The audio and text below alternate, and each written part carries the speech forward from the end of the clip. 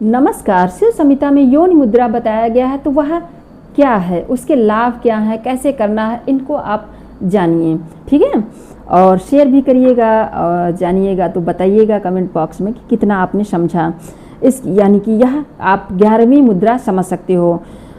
विशेष सर्वोच्च मुद्रा यह बताया गया। सर्वोत्तम साधना यानी शिव में बताया है विधि। साधक सुखासन या पद्मासन में बैठ जाए। दोनों हाथों की अंगुलियों को कान, आँख, नाक और होठों पर लगाना होता है। यानी दोनों कानों में अंगूठा यानी अपने अंगूठे दोनों हाथों का प्रयोग करना है। दोनों अंगूठों से आप अपना कान बंद करेंगे और फिर तर्जनी से आंखें बंद करेंगे। मध्यमा से जो है नाक के पास यानी हल्का सा टच करेंगे, स्पर्श करेंगे। अनामिका और कनिष्ठिका से होठ बंद करेंगे। ठीक है, इस अवस्था में साधक अंदर की ओर ध्यान लगाए, श्वास और प्रश्वास करके आत्मध्वनि और आत्म प्रकाश यानी का अनुभव करने का प्रयास करेगा। जब यह करेगा तो फिर जो है इस मुद्रा से बाहरी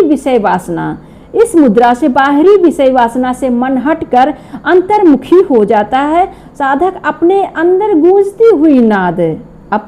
गूंजती हुई यानी अनाहत ध्वनि को सुन पाता है। जब ऐसा वह करता है, धीरे धीरे मन स्थिर होकर ध्यान और समाधि में लीन हो जाता है, प्रवेश करता है। और इसके लाभ क्या हैं? इंद्रियों पर पूरी तरह से नियंत्रण पा लेता है। मानसिक चंचलता समाप्त हो जाती है। आत्मिक शांति और दिव्य आनंद का वह अनुभव करता है।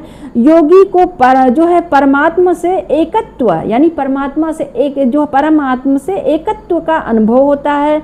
और जो है योनि मुद्रा, यह ध्यान रखें, योनि मुद्रा को सबसे गुप्त और उच्च कोटि की मुद्रा कहा गई है। इसको गुप्त रखना है और क्योंकि साधक को आंतरिक ध्यान और समाधि की ओर ले जाती है यह मुद्रा। और इसके विशेष जब यह सिद्धि हो जाती है तो सिद्ध होने के बाद क्या आपको क्या फल प्राप्त होते हैं, यह देखिए।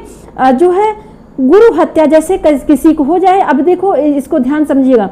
गुरु हत्या, मद्यपान, चोरी, गुरु पत्नी के साथ व्याभिचार जैसे महापातक, इसको महापाप बताया गया है, भी साधक को महापाप के बंधन में नहीं बांधते हैं। अगर वह सिद्धि प्राप्त कर लेता है तो 1000 ब्रह्म हत्या, तीनों सभी लोगों को नाश करने वाला यानी नाश अगर उससे हो गया, सभी पाप नष्ट हो जाते हैं जब ऐसी सिद्धि इसकी सिद्धि योनि मुद्रा की सिद्धि प्राप्त हो जाती है। इतना बड़ा उद्देश्य, इतना बड़ा जो है इसका लाभ बताया है, लेकिन यह ध्यान रहे इसको गलत भाव में मत ले जाइएगा।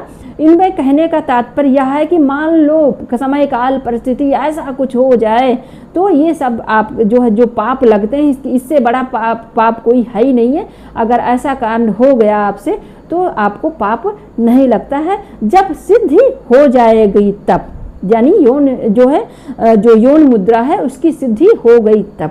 तो धन्यवाद।